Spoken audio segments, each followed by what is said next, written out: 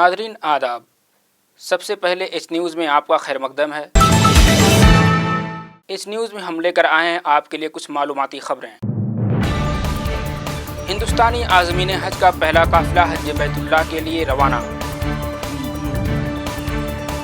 मुल्क भर से आज तकरीबन 3000 लोग मक्का मुअज़्ज़मा के लिए होंगे रवाना। सुप्रीम कोर्ट में वकील की दलील, हिंदू तालिबानियों ने गिराई थी बाबरी मस्जिद। बलूचिस्तान के खुदकश धमाके में 133 अफराद हिलाक, 135 से ज़्यादा जख्मी, इस्लामिक स्टेट ने ली जिम्मेदारी। हीरा ग्रुप ऑफ कंपनी के तय मेंबरान का एतमाद बहाल, कंपनी के सीईओ का अफवाहों से दूर रहने की अपील। अब खबरें तफसील से।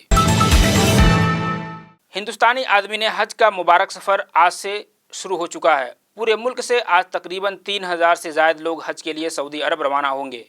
दिल्ली में आज़मीन हज को रवाना करने के लिए एयरपोर्ट पर एक तकरीब का इंतजाम किया गया, जिसमें मरकज़ी वज़ीर बराए अक़लियती उमूर मुख्तार अब्बास नकवी, दिल्ली सरकार के वज़ीर कैलाश गहलोत और इमरान हुसैन और दीगर सरकर्दा शख्सियात ने हिस्सा लिया और हरी झंडी दिखाकर आज़मीन हज को रवाना किया।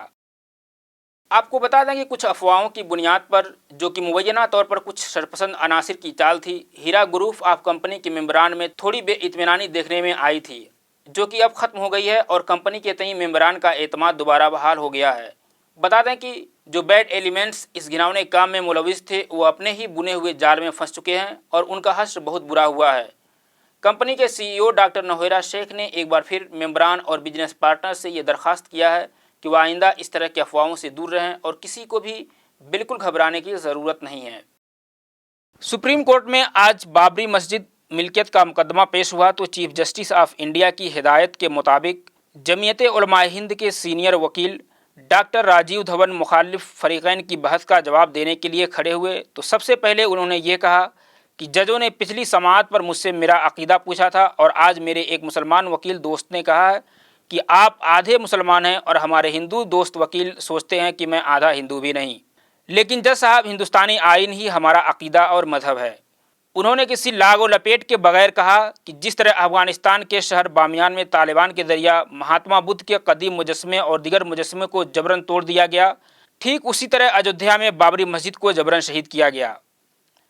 उन्होंने कहा कि 1992 में क्या हुआ था, बामियान में मूर्ति तालिबान ने तोड़ी थी और ये मस्जिद हिंदू तालिबान ने गिराई।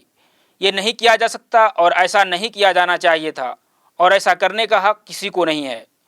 वकील धवन ने अपने दलील में कहा, जिन्होंने मस्जिद गिराई उन्हें कोई भी दावा करने से रोका जाना चाहिए, क्योंकि किसी को मस्जिद या किसी दिगर मजहबी इमारत को मिसमार करने का हक नहीं है।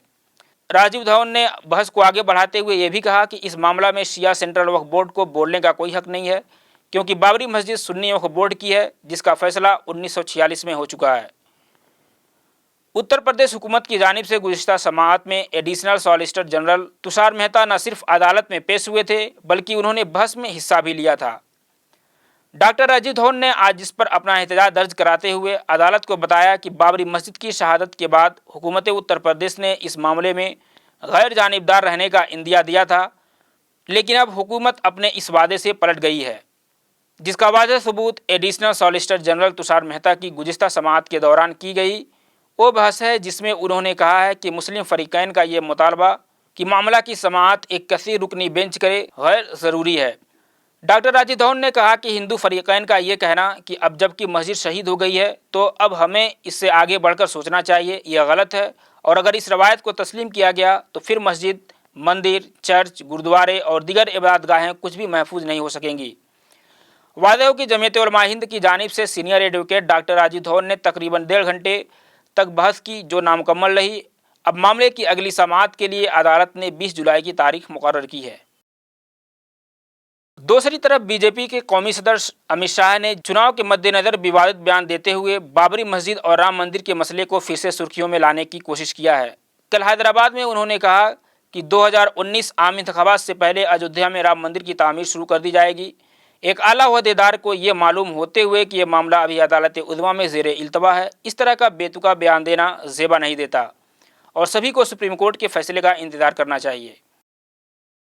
पाकिस्तान के सूबे बलूचिस्तान के ज़िला मस्तंग में जुमा को दोपहर एक खुदकश धमाके में बलूचिस्तान अवामी पार्टी के उम्मीदवार नवाबजादा सिराज समेत 133 अफराद हिलाक और 135 से ज़्यादा जख्मी हो गए। दहशतगर्द तंजीम इस्लामिक स्टेट ने इस हमले की जिम्मेदारी कबूल की है। तंजीम की खबर रसा एजेंसी एमाक ने अपने बयान में धमाके के हवाले से मजीद तफसीलात और सबूत पेश नहीं किए हैं।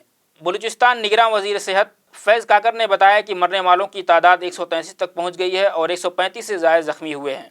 हुक्काम ने बताया कि साबिक वज़ीर आज़म नवाज शरीफ के वतन पहुँचने से पहले होने वाले धमाके से मुल्क में कशीदगी का माहौल बना हुआ है। एक हफ्ते में इंतखाबी रैली पर यह तीसरा हमला है और माह में जुमा को होने वाला धमाका सबसे बड़ा है। सीनियर पुलिस एहलकार कय्यूम लाशरी ने पहले ही कहा है कि रैली में 1000 से ज़्यादा अफराद शामिल थे। खुदकश धमाका मस्तंग से पीएपी के उम्मीदवार सिराज को हदफ बनाकर किया गया। सिराज बलूचिस्तान के साबिक वज़ीर आला नवाब असलम के छोटे भाई थे। हमले में शदीद जख्मी सिराज को डॉक्टरों ने कोयटा भेजा, जहां अस्पताल में इलाज के दौरान उनकी मौत हो गई। बाकी जख्मियों को ज़िला हेडक्वार्टर अस्पताल में दाखिल कराया गया है। ताज़ा तरीन खबरों के लिए देखते रहिए एच न्यूज़ उर्दू। अल्लाह हाफिज़।